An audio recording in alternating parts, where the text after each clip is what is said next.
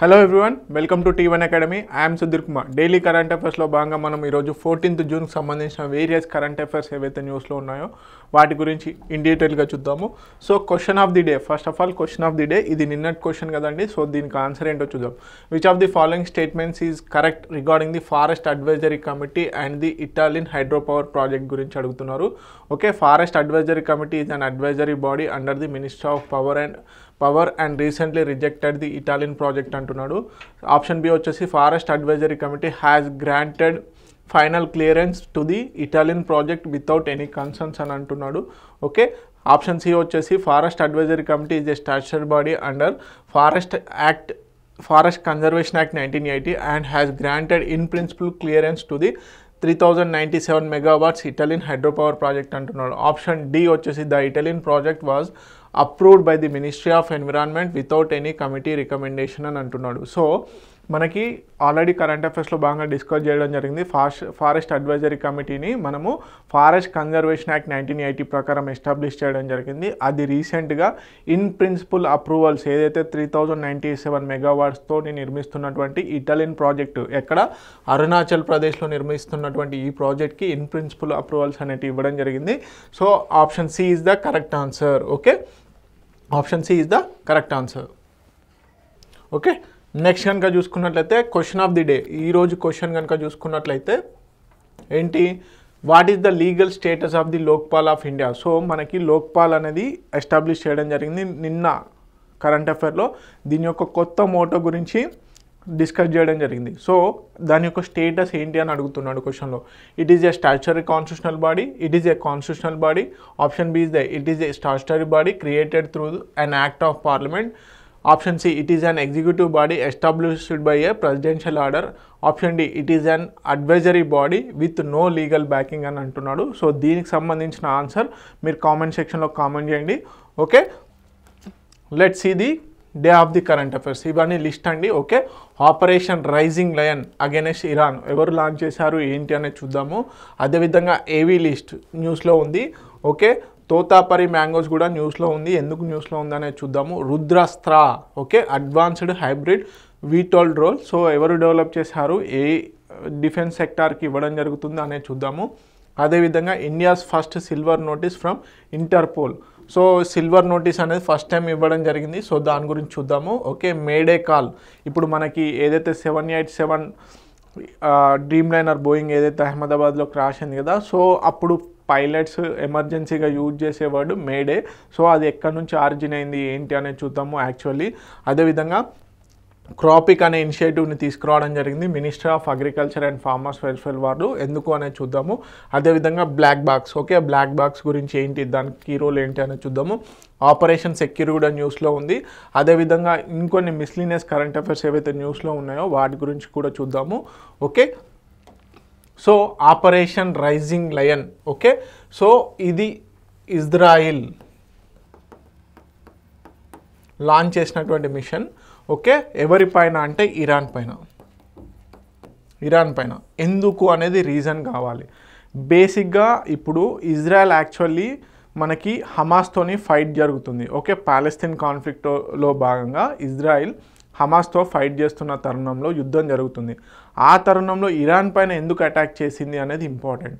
Actually 1948 నుంచి 1948 నుంచి మనకి ఇరాన్కి ఈ అరేబియన్ కంట్రీస్ ఏవైతే ఉన్నాయో, Arabian countries like Jordan, Iraq, Saudi Arabia, Bahrain, Turkey, అదేవిధంగా ఇరాన్, సో సిరియా, వీటన్నిటితోని ఇజ్రాయెల్కి కంటిన్యూస్గా వార్స్ జరుగుతూ ఉన్నాయి. సో అయితే ఇప్పుడు ఇజ్రాయెల్కి అదేవిధంగా హమాస్కి మధ్యలో ఫైట్ జరుగుతుంది.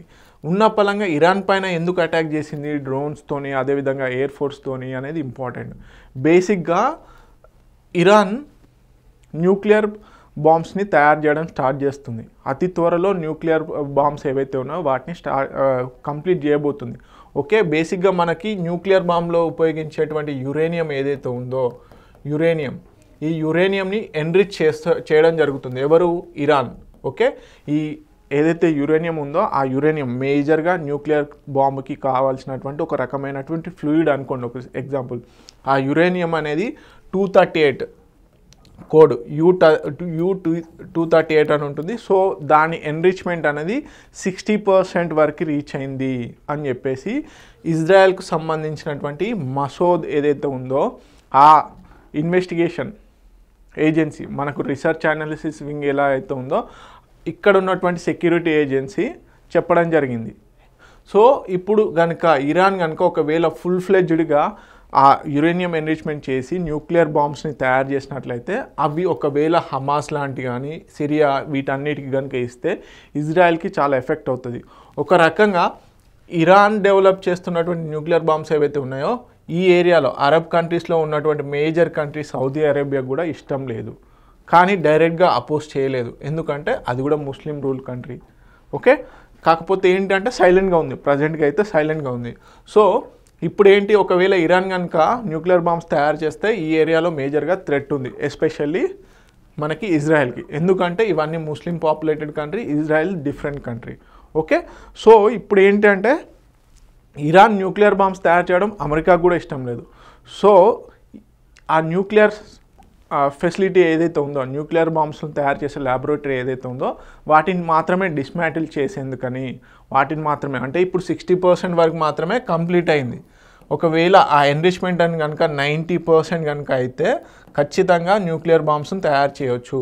సో అందుకని చెప్పేసి ఆ న్యూక్లియర్ ల్యాబొరేటరీ ఏదైతే ఉందో అక్కడ ఆ ప్లేసెస్లో ప్లస్ అదేవిధంగా న్యూక్లియర్ సైంటిస్టులు ఉన్నటువంటి ప్లేసెస్ ఏవైతే ఉన్నాయో డైరెక్ట్ వాళ్ళ అపార్ట్మెంట్స్ పైన కూడా అటాక్స్ చేయడం జరిగింది.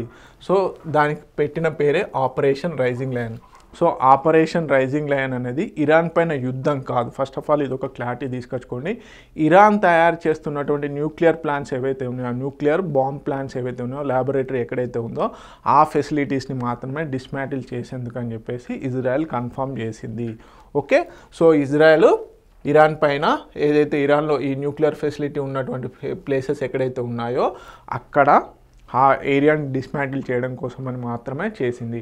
సో ఈ దాడిలో మేజర్ పర్సన్స్ అనేటివి ప్రాణాలు కోల్పోవడం జరిగింది. ఇరాన్ సంబంధించిన మొత్తం ఈ న్యూక్లియర్ బాంబ్స్ మ్యానుఫ్యాక్చరింగ్ దాంట్లో 6 సైంటిస్టులు కీ రోల్ చేస్తే ఆ 6 సైంటిస్టులలో 5 మెంబర్స్ని చనిపోవడం జరిగింది ఈ ఎయిర్ స్ట్రైక్లో. Okay, so operation rising lion నిర్వహించినటువంటి కంట్రీ ఇజ్రాయిల్. ఓకే, సో దేనిపైన అంటే ఇరాన్ యొక్క న్యూక్లియర్ ఫెసిలిటీస్ పైన. ఓకే, సో ఇజ్రాయెల్ కనుక ఇక్కడ కనుక చూసుకున్నట్లయితే ఇజ్రాయెల్ ఇక్కడ ఉంది, మనకి ఇదంతా కూడా ఇరాన్ పార్ట్. సో బేసిక్గా మనకి ఇజ్రాయెల్ ఎంత తిప్పి కొడితే 10% కూడా ఇరాన్లో లేదు. సో కానీ ఎయిర్ స్ట్రైక్ ద్వారా మొత్తం అక్కడ ఉన్నటువంటి న్యూక్లియర్ ఫెసిలిటీని డిస్మాంటిల్ చేయడం జరిగింది. Okay, so this is all about operation rising lion. Okay, ఎవరు ఏ కంట్రీ ఎందుకు అనేది ఇంపార్టెంట్. బేసిక్గా ఈ దాడిలో ఈ ఆపరేషన్ అంటే రిటాలియేషన్ కూడా జరిగింది. ఇరాన్ నుంచి డ్రోన్స్ స్ట్రైక్స్ ఇవన్నీ ఉన్నాయి. సో ఫేమస్ ఐరన్ డోమ్ ఏదైతే ఉందో ఇప్పుడు మనకి ఈ ఐరన్ డోమ్ను నిర్మించింది ఇజ్రాయెల్. సో ఇప్పుడు న్యూస్లో కూడా గోల్డెన్ డోమ్ ఇది అమెరికాకు సంబంధించింది, అమెరికా బిల్డ్ చేస్తుంది ఇప్పుడు. ఓకే, మనకి నిన్న జరిగినటువంటి స్ట్రైక్లో ఇరాన్కి సంబంధించినటువంటి చీఫ్ ఆఫ్ స్టాఫ్ ఎవరైతే ఉన్నారో మొత్తం డిఫెన్స్ స్టాఫ్ జనరల్ మహమ్మద్ బఘేరీ గారు కూడా చనిపోవడం జరిగింది. So this is the important topic, ఖచ్చితంగా అడుగుతారు. ఆపరేషన్ సింధూర్ కానీ, ఆపరేషన్ దోస్త్, అదేవిధంగా ఆపరేషన్ రైజింగ్ లయన్. సో ఒక్కొక్క కంట్రీ ఏమేమి ఆపరేషన్ చేసింది, వాటికి ఏం పేర్లు ఇచ్చింది అనేది ఇంపార్టెంట్. అండ్ ఇంటెలిజెన్స్ ఏజెన్సీస్, ఒక్కొక్క కంట్రీకి సంబంధించిన ఇంటెలిజెన్స్ ఏజెన్సీస్ కూడా ఇంపార్టెంట్. మ్యాచ్ ద ఫాలోయింగ్లో అడిగే ఛాన్సెస్ ఉన్నాయి. ఓకే, ఇజ్రాయెల్కి సంబంధించిన ఇంటెలిజెన్స్ ఏంటి, అమెరికాకు సంబంధించిన ఇంటెలిజెన్స్ ఏంటి, అదేవిధంగా మన ఇండియాకి సంబంధించి రీసెర్చ్ అనాలిసిస్ వింగ్, ఆ విధంగా ఆర్గనైజేషన్స్ ఏమేమి ఉన్నాయనేది కూడా ఇంపార్టెంట్. వాటిపైన కూడా ఒకసారి లుక్ ఇవ్వండి. Okay, so this is all about operation rising lion. So next topic కనుక చూసుకున్నట్లయితే మనకి ఏవీ లిస్ట్. సో బేసిక్గా పక్షు జాతుల మొత్తం ఒక లిస్టు, ఒక అనలైజ్డ్ లిస్ట్ ఉండాలని చెప్పేసి ఇంటర్నేషనల్ ఆర్నథాలజిస్ట్ యూనియన్ ఏదైతే ఉందో, ఇంటర్నేషనల్ ఆర్నిథాలజిస్ట్ యూనియన్ ఏదైతే ఉందో ఈ ఏవీ లిస్ట్ని ప్రిపేర్ చేయడం జరిగింది. ఏ దేశంలో ఎన్ని పక్షులు ఉన్నాయి, అంటే పక్షి జాతులు, వాటి వల్ల ఏం జరుగుతాయి, వాటి యొక్క ఇంపార్టెన్స్ ఏంటి, అదేవిధంగా రీసెర్చ్ పర్పస్లో ఏ విధంగా యూజ్ అవుతాయి అని చెప్పేసి ఒక డాక్యుమెంటేషన్ ఉంది. సో దాన్నే ఏవీ లిస్ట్గా పేర్కొనడం జరిగింది. Okay, the world's first unified global checklist of bird species, okay, called AV list was officially launched, standardizing bird taxonomy across international conservation. Okay, ప్రపంచవ్యాప్తంగా ఇప్పుడు ఏదైనా పక్షి జాతుల లిస్టు, అంటే అంతరించిపోతున్నటువంటి లిస్ట్ ఏవైతే ఉన్నాయో అవి ఏ విధంగా ఉన్నాయి, వాటిని కన్జర్వేషన్ ఏ విధంగా చేయాలి అని చెప్పేసి, అదేవిధంగా రీసెర్చ్ ఓరియంటల్లో బయోడైవర్సిటీ ప్లాట్ఫామ్స్లో ఉపయోగపడే విధంగా ఈ ఏవీ లిస్ట్ని ప్రిపేర్ చేయడం జరిగింది. సో ఖచ్చితంగా ఎవరు ప్రిపేర్ చేశారు అని అడుగుతారు. ఓకే, ఇంటర్నేషనల్ ఆర్నిథాలజిస్ట్ యూనియన్, అదేవిధంగా in collaboration with bird life international. So bird life international and other global experts ఎవరైతే ఉన్నారో వీరంతా కలిపి ఈ ఏవీ లిస్ట్ని క్రియేట్ చేయడం జరిగింది. ఓకే, మేజర్గా దాదాపు 4 years కష్టపడి ఈ ఎక్స్పర్ట్ కన్సెన్సస్ అన్నిటిని తీసుకొని ఒక లిస్ట్ అనేది ఏవీ లిస్ట్ని క్రియేట్ చేయడం జరిగింది. Okay, benefits for conservation and research చెప్పాను కదండి. సో బేసిక్గా పక్షి జాతుల లిస్ట్ అనేది నేమింగ్ లిస్ట్, ఆ బర్డ్ యొక్క స్పెసిఫిక్ ఏంటి, అది ఎంతవరకు ప్రయాణిస్తుంది, దానికి వచ్చే ఇన్ఫెక్షన్స్ ఏంటి, దానివల్ల హ్యూమన్స్కి ఏమైనా ఇబ్బంది ఉందా, అదేవిధంగా ఏదైనా రీసెర్చ్ ఓరియంటల్లో యూజ్ అవుతుందా, అదంతా లిస్టుతో కూడుకున్నటువంటి మొత్తంని కూడా ప్రిపేర్ చేయడం జరిగింది. ప్రపంచంలో ఉన్నటువంటి గ్లోబ్ మొత్తంలో ఉన్నటువంటి పక్షి జాతుల మొత్తం లిస్ట్ని క్రియేట్ చేయడం జరిగింది. అదే ఏవీ లిస్ట్గా పిలవడం జరుగుతుంది. సో ఎవరెవరు ప్రిపేర్ చేశారు అనేది ఇంపార్టెంట్. ఇంటర్నేషనల్ ఆర్నిథాలజిస్ట్ యూనియను, అదేవిధంగా bird life international and other global experts అందరూ కలిసి చేయడం జరిగింది. ఓకే, తెలుగు మీడియం అభ్యర్థులు ప్లీజ్ నోట్ ఇట్ డౌన్, మీకోసం తెలుగులో కూడా స్లైడ్స్ ఉంచడం జరిగింది. Okay, next Totapari mangoes. So బేసిక్గా మనకి తోతాపరి మ్యాంగోస్ని ఒక్క నిమిషం దీని యొక్క ఇంపార్టెన్స్ పక్కన పెడితే మనకి ఆర్టికల్ 301 ఎందులో ఇండియన్ కాన్స్టిట్యూషన్లో మెన్షన్ చేయడం జరిగింది. ఏమని మెన్షన్ చేయడం జరిగింది? So trade commerce shall be free across India అని చెప్పేసి, trade commerce shall be free across India, ఎవరైనా కూడా ట్రేడ్ అంటే వ్యాపారం చేసుకోవచ్చు అని చెప్పేసి చెప్పడం జరిగింది. కాకపోతే దాంట్లో అదే రాజ్యాంగంలో ఆర్టికల్ 304B ఏదైతే ఉందో దీని ప్రకారం కూడా కొన్ని రిస్ట్రిక్షన్స్ పెట్టచ్చు అని చెప్పేసి కూడా ఉండడం జరిగింది. ఎందుకంటే మోనోటోనస్ ట్రేడ్ కావద్దు, సమయపాలంగా బిజినెస్ అనేది జరగాలి అని చెప్పేసి చెప్పడం జరిగింది. సో ఈ ఆర్టికల్ వచ్చేసి రిస్ట్రిక్షన్స్ కోసము, ఈ ఆర్టికల్ వచ్చేసి ఎవరైనా ట్రేడ్ అండ్ కామర్స్ చేసుకోవచ్చు ఫ్రీగా అని చెప్పేసి చెప్పడం జరిగింది.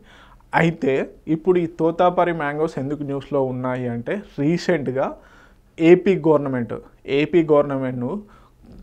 మనకి కర్ణాటక నుంచి వచ్చేటువంటి ఈ తోతాపరి మ్యాంగోస్లో చాలా ఉన్నాయి, బంగన్పల్లి, ఈ విధంగా వేరియస్ రసాలు అని చెప్పేసి ఇలా చాలా వేరియేషన్స్ మ్యాంగోస్ ఉన్నాయి. సో దాంట్లో రీసెంట్గా రాజ్నాథ్ గారి పేరు మీదుగా ఆపరేషన్ సింధూర్లో పురస్కరించుకొని ఎవరైతే యూపీకి సంబంధించిన ఫేమస్ ఈ మ్యాంగో తయారీలలో వేరియేషన్స్ క్రియేట్ చేసేటువంటి పర్సన్ ఎవరైతే ఉన్నారో అతను రాజ్నాథ్ మ్యాంగో అని కొత్త మ్యాంగోని కూడా క్రియేట్ చేయడం జరిగింది.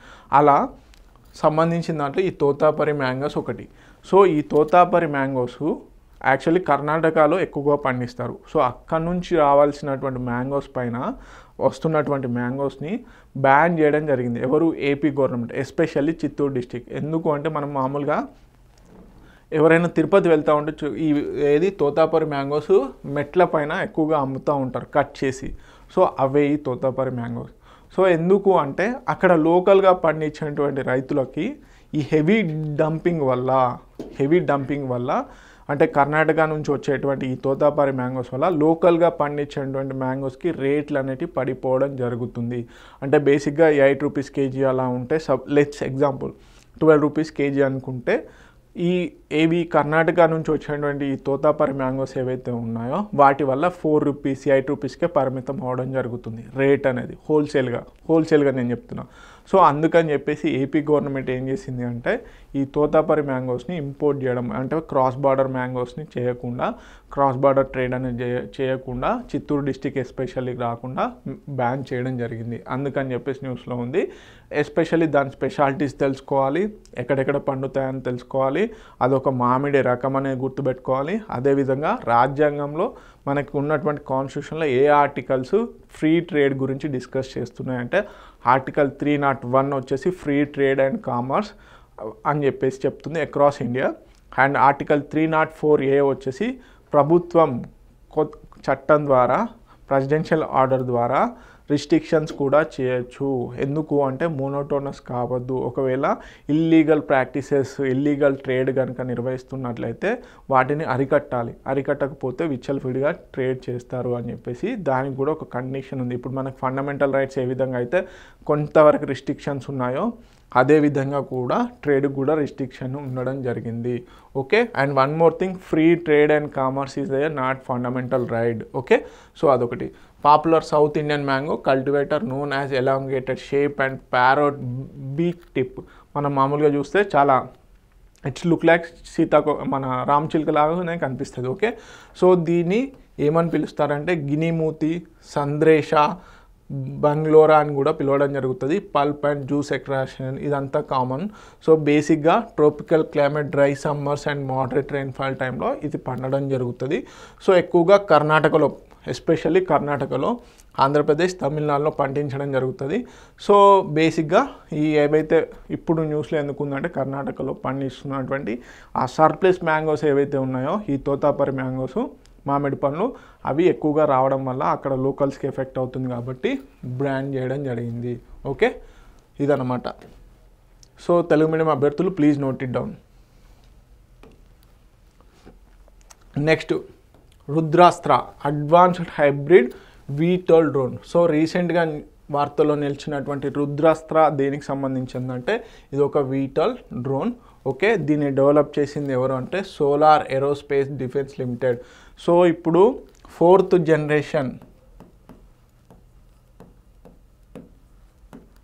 వార్ఫేర్ ఏంటి అంటే డ్రోన్స్. సో మనకి ఒకప్పుడు ఫస్ట్ జనరేషన్ అంటే కత్తులు, బల్లాలతో చేసేదాన్ని ఫస్ట్ జనరేషన్ అంటారు. సెకండ్ జనరేషన్లో హెవీ మనకి ఫైరింగ్ గన్స్ వీటిని యూజ్ చేయడం. థర్డ్ జనరేషన్ అంటే battles, air crafts, fighter jets ఇవి. 4th జనరేషన్ వచ్చేసి మనకి డ్రోన్స్. డ్రోన్ ఇప్పుడు మనకి ఈవెన్ ఆపరేషన్ సింధూర్లో ఎక్కువగా డ్రోన్ అటాక్స్ జరిగింది. రీసెంట్గా ఉక్రెయిన్ వచ్చేసి రష్యా పైన డ్రోన్ అటాక్ చేసింది. రీసెంట్గా ఇరాన్ అండ్ ఇజ్రాయెల్ మధ్యలో కూడా డ్రోన్ అటాక్. సో డ్రోన్ అనేది, drone warfare is the 4th generation of warfare. Okay, అదొకటి ఇంపార్టెంట్. అదేవిధంగా దీన్ని డెవలప్ చేసింది ఎవరంటే solar aerospace defence limited. So ఖచ్చితంగా ఏంటి వర్షన్స్ కంపల్సరీ ఇంపార్టెంట్.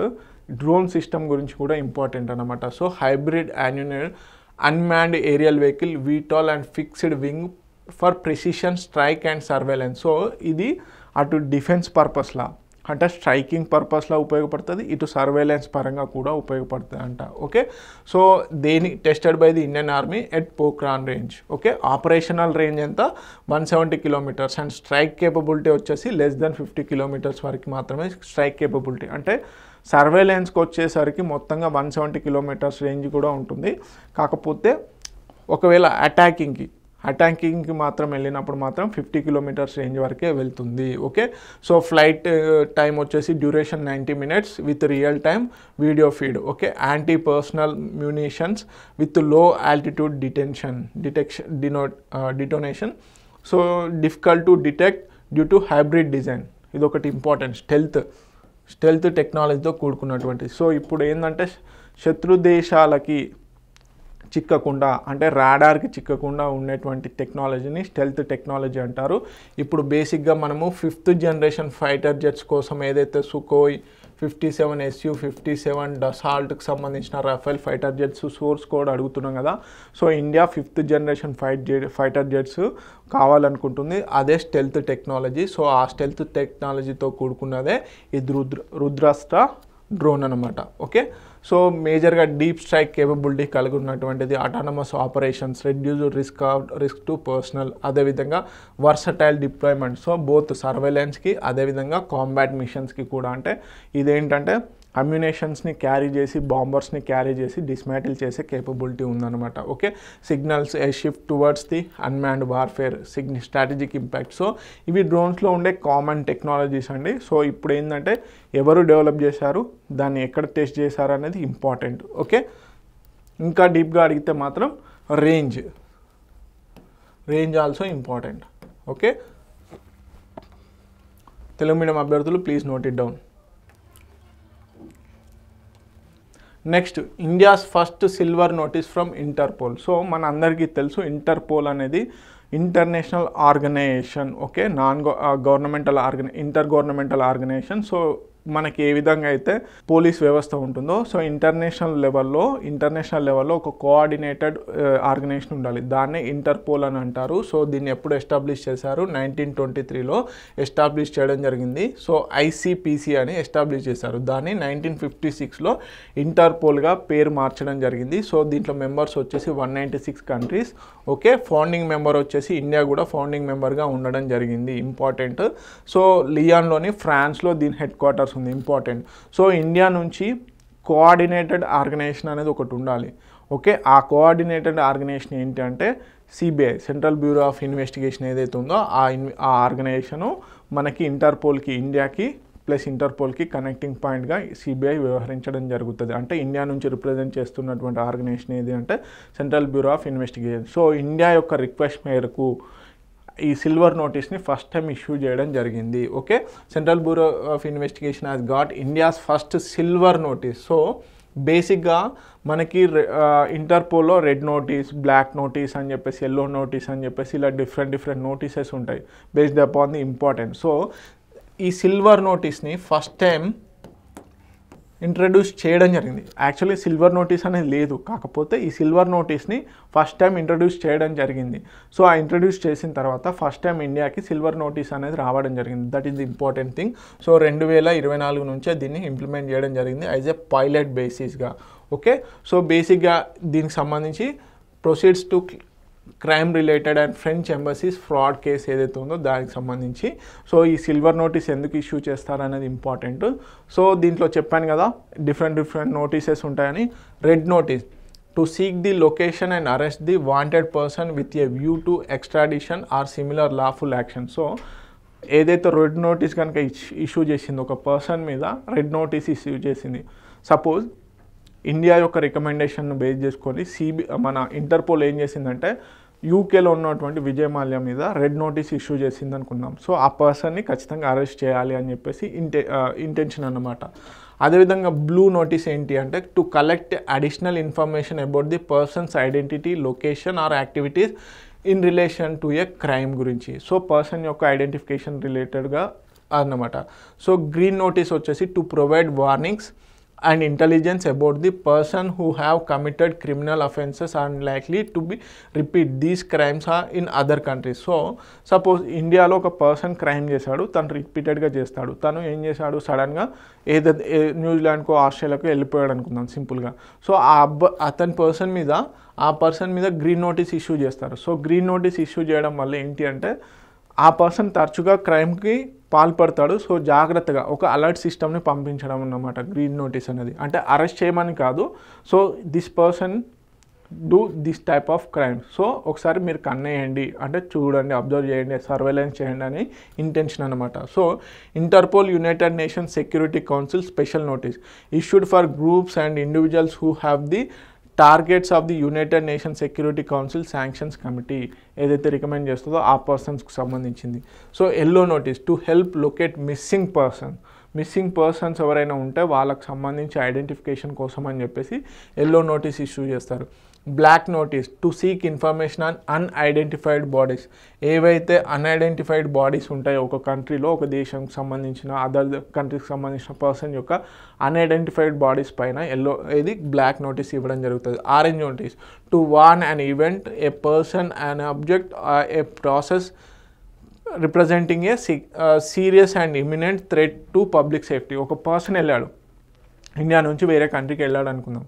సో ఆ పర్సన్ డిఫరెంట్ క్రైమ్స్ చేసే ఛాన్సెస్ ఉండొచ్చు, మేబీ అని చెప్పేసి కూడా ఒక నోటీస్ ఇష్యూ చేస్తుంది, అదే orange notice.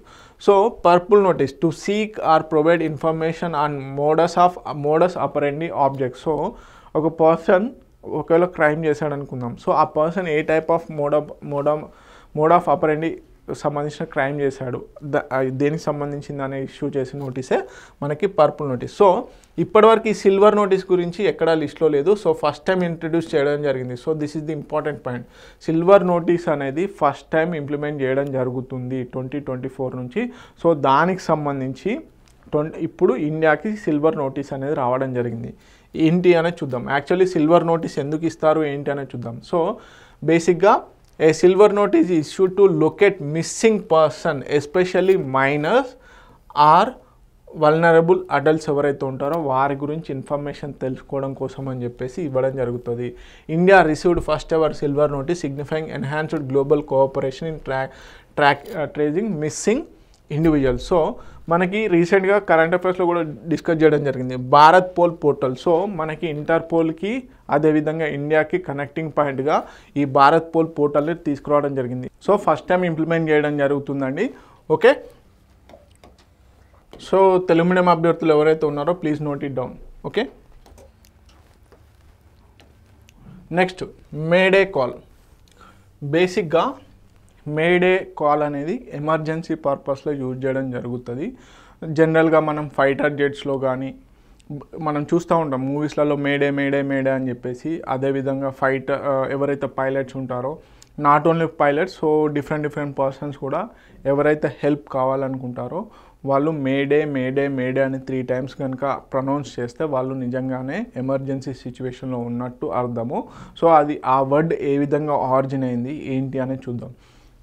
Okay, so May Day call is the highest priority radio distress signal used in aviation and maritime sector. So గుర్తుపెట్టుకోండి, నాట్ ఓన్లీ ఏవియేషన్ సెక్టార్ అంటే పైలట్స్ ఒకరే కాదు, అదేవిధంగా ఫైటర్ జెట్స్ వాడే వాళ్ళ ఒకరే కాదు, ఎస్పెషల్లీ మ్యారిటైమ్ వాళ్ళు ఆల్సో. ఓకే, ఏదైతే నేవీ ఉంటుందో నేవీ రిలేటెడ్గా కూడా ఈ మేడేని బేసిక్గా mayday is the thing help me అని అర్థము. ఓకే, సో ఆ విధంగా ఈ వర్డ్ ఆరిజిన్ అయింది. Okay, report life threatening emergencies. Okay, so origin meaning కనుక చూసుకున్నట్లయితే ఇది ఫ్రెంచ్ ఫ్రేజ్ అనమాట. ఫ్రెంచ్ వర్డ్ నుంచి ఏదైతే ఉందో ఎమ్ ఎయిడర్ అని, హెల్ప్ మీ అనే వర్డ్ నుంచి ఎమ్ ఎయిడర్ నుంచి ఈ మేడే ఉద్భవించింది. సో 1920లో Frederick Stanley Mockford, okay, Frederick Stanley Mockford at Croydon airport లండన్లో దీన్ని ఫస్ట్ టైం ఇంట్రడ్యూస్ చేయడం జరిగింది. 1927లో అఫీషియల్గా అడాప్ట్ చేసుకోవడం జరిగింది. అంటే ఏదైనా ఎమర్జెన్సీ సిచ్యువేషన్లో ట్రైనింగ్ పర్పస్లో కూడా 1927లో అఫీషియల్గా అన్ని కంట్రీస్ వాడడం జరుగుతుంది.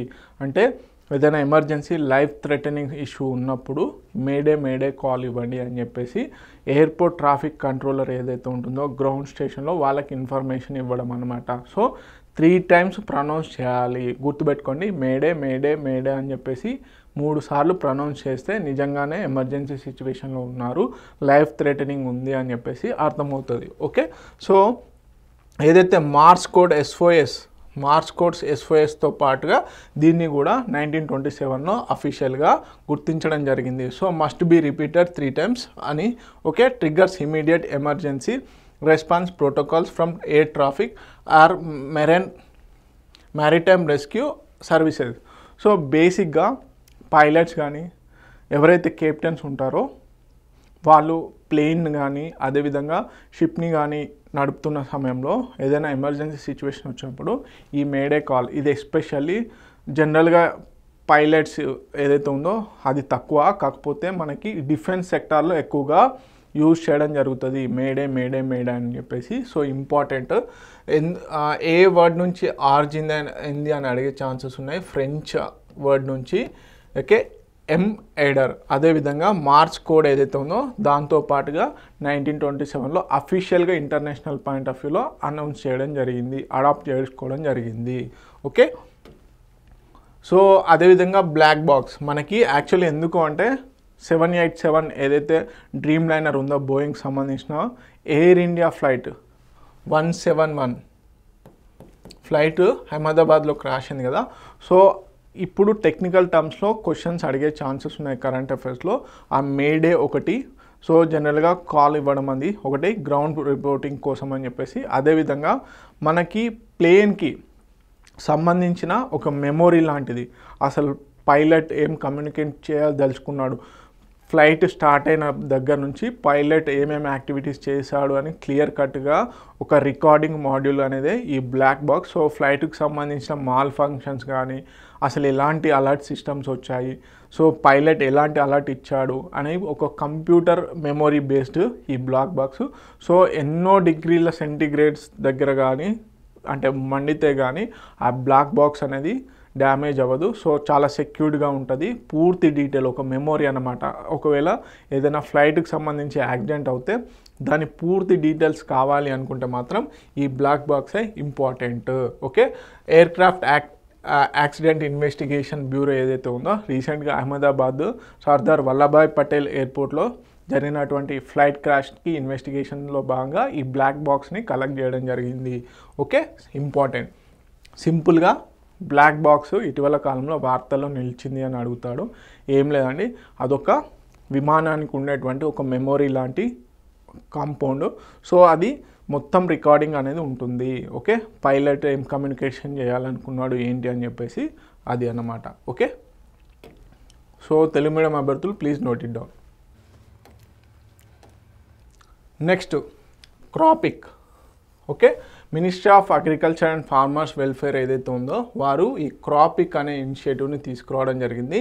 So to study gather crop information using field photographs, అదేవిధంగా ఏఐ బేస్డ్ మోడల్స్తోని యాక్చువల్లీ పంటలు ఏ స్టేజ్లో ఉన్నాయి, అదేవిధంగా వాటి యొక్క ప్రొడక్షన్ ఏ విధంగా రాబోతుంది, వాటికి ఏ విధమైనటువంటి సస్టైనబుల్ అగ్రికల్చర్ చేయాలి, ఎలాంటి పెస్టిసైడ్స్ వాడాలి అని చెప్పేసి ఒక ఏఐ ఎనేబుల్డ్ మోడల్ని తీసుకురాబోతున్నారు, అదే క్రాపిక్. సో క్రాపిక్ అనేది real time observation and photo of crops. Okay, so abbreviation ఏంటి, collection of real time observation and photo of crops launched by the ministry of agriculture and farmer welfare. Purpose ఏంటి, improve crop monitoring and loss assessment. Pilot seasons వచ్చేసి ఖరీఫ్ 2025 ఏదైతే ఉందో, అదేవిధంగా 25-26 ఏదైతే ఉందో rabi season, ఈ సీజన్స్లలో pilot బేసిక్గా ఈ క్రాపిక్ ఇనిషియేటివ్ని తీసుకురాబోతున్నారు. సో ఇది ఒక AI enabled crop observation system. Okay, క్రాప్ని ఏదైతే పంట ఉంటుందో దాన్ని అబ్జర్వేషన్ కోసం అని చెప్పేసి తీసుకొచ్చారు. సో బేసిక్గా రైతులు సింపుల్గా ఫొటోస్ తీసేసి దాంట్లో పెడితే ఏఐ ఎనేబుల్డ్గా మొత్తంగా డాటా అనేది రావడం జరుగుతుంది. సో పంట ఏ స్టేజ్లో ఉంది, ఏ రకమైన పంట వేశారు, ఏదైనా తెగులు ఎలాంటి అయినా దిగుబడి రాకపోతుందా అని చెప్పేసి ఒక పూర్తి అడ్వాన్స్డ్ బేస్డ్ డాటా సిస్టమే ఈ క్రాపిక్. ఓకే, సో సింపుల్గా క్రాపిక్ ఇటీవల వార్తలో నిలిచింది, దేనికి సంబంధించింది అని అడిగే ఛాన్సెస్ ఉన్నాయి. Okay, so farmer app uploads. So geo tagged photos ఏవైతే ఉంటాయో డిఫరెంట్ క్రాప్ స్టేజెస్ పీరియడ్లో అప్లోడ్ చేయడం జరుగుతుంది. సో డాటా అనలిసిస్, సో ఏవైతే అప్లోడ్ చేసినటువంటి ఫొటోస్ని అబ్జర్వ్ చేసి identifies crop type, growth stage, damage extension ఏ విధంగా ఉంది అని చెప్పేసి. Real time dashboard enables official to monitor crop health visually. అదేవిధంగా ప్రధానమంత్రి ఫసల్ బీమా యోజన ఏదైతే ఉందో దానికి కూడా హెల్ప్ అవుతుంది. లాసింగ్ ఏదైతే ఉందో ఎంతవరకు పంట నష్టం జరుగుతుందో దాన్ని ఎస్టిమేషన్ చేయడం కోసం అని చెప్పేసి కూడా ఈ క్రాపిక్ ఏదైతే ఉందో అది యూజ్ అవుతుంది. ఓకే, తెలుగు మీడియం అభ్యర్థులు ప్లీజ్ నోట్ ఇట్ డౌన్. ఒకసారి వీడియోని పాజ్ చేసి చదవడానికి ట్రై చేయండి. Okay, so operation secure, interpole organisation అదేవిధంగా 26 కంట్రీస్ పార్టిసిపేట్ చేసి ఈ ఆపరేషన్ సెక్యూర్ను తీసుకురావడం జరిగింది. ఏవైతే మాల్వేర్స్ అటాక్ చేసేటువంటి ఐపీ అడ్రస్లు కానీ డిఫరెంట్ లొకేషన్ అడ్రస్లు ఏవైతే నెట్వర్క్స్ ఉంటాయో దాదాపుగా 20,000కు పైగా ఆ ఐపీ అడ్రస్ని కనుగొని డిస్మాటిల్ చేయడం జరిగింది. అదే ఆపరేషన్ సెక్యూర్. ఓకే, టార్గెట్ ఏంటి, 20,000 పైగా ఉన్నటువంటి మలేషియస్ ఐపీస్ కానీ డొమైన్స్ కానీ వీటిని అన్నింటినీ కూడా సైబర్ క్రైమ్కు లింక్ ఉన్నటువంటి ఆ ఐపీస్ మలేషియస్ డొమైన్స్ ఏవైతే ఉన్నాయో వాటిని ఐడెంటిఫై చేసి డిస్మాటిల్ చేయడము. ఓకే, సో ఎవరెవరు ఇనిషియేటివ్ తీసుకున్నారు అంటే ఫస్ట్ ఆఫ్ ఆల్ ఇంటర్పోలు, అదేవిధంగా ఇంటర్పోల్కి సపోర్టివ్గా 26 కంట్రీస్ కలిపి ఈ ఆపరేషన్ సెక్యూర్ను నిర్వహించడం జరిగింది. సో ప్రైవేట్ సెక్టార్ పార్ట్నర్స్ కూడా ఉండడం జరిగింది. గ్రూప్ 1B, అదేవిధంగా కస్పెర్స్కీ, ఓకే, ట్రెండ్ మైక్రో, ఈ ఆర్గనైజేషన్స్ కూడా ఈ ఆపరేషన్ సెక్యూర్లో ఉండడం జరిగింది. సో సక్సెస్ రేట్ వచ్చేసి 79% of the identified suspicious eyepiece ఏవైతే ఉన్నాయో వాటిని ఎలిమినేట్ చేయడం జరిగింది. ఓకే, మేజర్గా ఫోకస్ ఎక్కడ అంటే ఇన్ఫస్టీలర్ మాల్వేర్ ఏదైతే ఉందో ఆ రిలేటెడ్ ఐపీ అడ్రసెస్ని కనుక్కొని మేజర్గా డిస్మాటిల్ చేయడం జరిగింది, ఎలిమినేట్ చేయడం జరిగింది. So extracts sensitive data from infected system. So ఈ మాల్వేర్కి సంబంధించి ఏంటి అంటే సెన్సిటివ్ డేటా ఏదైతే ఉందో నా యొక్క పర్సనల్ డేటా, సో దాన్ని అంతా కూడా ఎక్స్ట్రాక్ట్ చేయడం జరిగిందన్నమాట. సో అలాంటి మాల్వేర్ని వీళ్ళు ఐడెంటిఫై చేసి ఆ ఐపీ అడ్రస్ని ఎలిమినేట్ చేయడం జరిగింది. So stolen data includes browser credential, password, credit card details ఇవన్నీ కూడా ఉండడం జరిగింది. సో అలాంటి ఐపీ అడ్రసెస్ని ఇప్పుడు ఇంటర్పోల్ ఈ ఆపరేషన్ సెక్యూర్లో భాగంగా ఎలిమినేట్ చేయడం జరిగిందనమాట. Okay, disruption of global malicious infrastructure, enhanced international cyber crime coordination, strengthened public private partnership collaboration, ఇవంతా కూడా ఈ ఆపరేషన్ సెక్యూర్లో భాగంగా ఒక భాగము. ఓకే, సో మేజర్గా ఎవరు నిర్వహించారు అనేది ఇంపార్టెంట్. తెలుగు మీడియం అభ్యర్థులు please note it down. Next Swarna Suruchi. Okay, ఇంటర్నేషనల్కి సంబంధించినటువంటి అంతర్జాతీయ షూటింగ్ క్రీడా సమాఖ్య 3వ ప్రపంచ కప్ టోర్నీలో భారత్ జట్టుకు తొలి స్వర్ణ పథకం లభించింది. శుక్రవారం జరిగిన మహిళల 10 మీటర్స్ ఎయిర్ పిస్టల్ ఏదైతే ఉందో ఆ ఈవెంట్లో 19 ఏళ్ల సురుచి సింగ్ పసిడి పథకాన్ని సొంతం చేసుకోవడం జరిగింది. ఈ సీజన్లో సురుచి పోటీపడ్డ 3 ప్రపంచ కప్ టోర్నీల్లోనూ బంగారు పథకాలు గెలవడం ఒక విశేషం. సో ఇంపార్టెంట్, ఖచ్చితంగా అడుగుతాడు. 3 టోర్నీలలో కూడా ప్రపంచ కప్ టోర్నీలు ఏవైతే ఉన్నాయో ఆ ప్రపంచ కప్ టోర్నీలలో 3 కూడా 10 మీటర్స్ ఎయిర్ పిస్టల్ ఏదైతే ఉందో దాంట్లో గెలవడం జరిగింది. ఓకే, ఇది ఇంపార్టెంట్. నెక్స్ట్ ఎన్టీపీసీకి గ్లోబల్ గ్రీన్ టెక్ పర్యావరణ అవార్డు అనేది రావడం జరిగింది. ఎన్టీపీసీకి జైపూర్లోని ఎన్టీపీసీ థర్మల్ పవర్ ప్లాంట్ ఏదైతే ఉందో దానికి మరో అవార్డు రావడం జరిగింది. విద్యుత్ ఉత్పత్తి నిర్వహణలో ఇప్పటికే వరుసగా కొన్ని అవార్డులు రావడం జరిగింది. ఢిల్లీలో గ్రీన్ టెక్ ఫౌండేషన్ ఆధ్వర్యంలో జరిగిన 24వ గ్లోబల్ గ్రీన్ టెక్ పర్యావరణ సస్టైనబిలిటీ అవార్డ్ 2025 అవార్డు అనేది ఈ జైపూర్ ఎన్టీపీసీకి రావడం జరిగింది. మంచిర్యాల జిల్లాలోని జైపూర్కి సంబంధించిన సింగరేణి థర్మల్ పవర్ ప్లాంట్ ఏదైతే ఉందో దానికి ఇప్పుడు 24వ గ్లోబల్ గ్రీన్ టెక్ పర్యావరణ సస్టైనబిలిటీ అవార్డు 2025 రావడం జరిగింది. సో ఇది ఇంపార్టెంట్. సో నెక్స్ట్ వచ్చేసి శేషాచలం అడవులలో అరుదైన జీవిని కనుగొనడం జరిగింది. దానికి డెక్కన్ గ్రాసెల్స్ కింగ్ అని చెప్పేసి పాము లాంటి జీవి. సో దానికి ఈ పేరు పెట్టడం జరిగింది. ఆ అరుదైన జీవికి డెక్కన్ గ్రాసెల్స్ కింగ్ అని చెప్పేసి. సో తూర్పు కనుమల్లో భాగమైనటువంటి శేషాచలం రిజర్వ్ ఫారెస్ట్లో జీవావరణంలో అంటే వైల్డ్ లైఫ్ సాంచురీలో అరుదైన కొత్త జాతి స్కింగ్ నలికిరి దాని తెలుగు పేరు వచ్చేసి నలికిరిను కనుగొన్నట్లు zoological survey of India director doctor Dhriti Banerjee శుక్రవారం ఒక ప్రకటనలో తెలపడం జరిగింది. ఈ జీవికి డెక్కన్ గ్రాసెల్ స్కింగ్గా నామకరణం చేశారు. పాక్షిక పారదర్శక కనురెప్పలతో విభిన్న చారలతో పామును పోలి ఉండే కొత్త జాతి రకాన్ని గుర్తించడం జరిగింది. సో ఇది బేసిక్గా ఆంధ్రప్రదేశ్లోని శేషాచలం, తెలంగాణలోని అమరాబాద్ పులుల అభయారణ్యంలో మాత్రమే కనిపిస్తుందని పేర్కొనడం జరిగింది. సో ఇటీవల వార్తల్లో నిలిచినటువంటి డెక్కన్ గ్రాసెల్ స్కింగ్ ఎక్కడ కనుగొనబడిందంటే శేషాచలం అడవులలో. ఓకే, ఇదన్నమాట. సో ఇవన్నీ ఇంపార్టెంట్ కరెంట్ అఫైర్స్. మరిన్ని ఇంపార్టెంట్ కరెంట్ అఫైర్స్కి అదేవిధంగా సబ్జెక్ట్ రిలేటెడ్ వీడియోస్ కోసము T1 అకాడమీ యూట్యూబ్ ఛానల్ని ఫాలో అవ్వండి. Thank you so much.